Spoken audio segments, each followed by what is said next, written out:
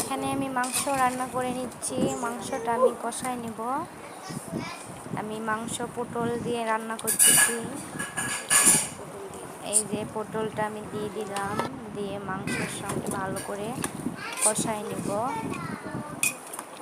যে মাংসের সঙ্গে পটলটা আমি কষাই নিচ্ছি। আমার মেয়েরা খেলতেছে, এখানে আমি রান্না করতেছি।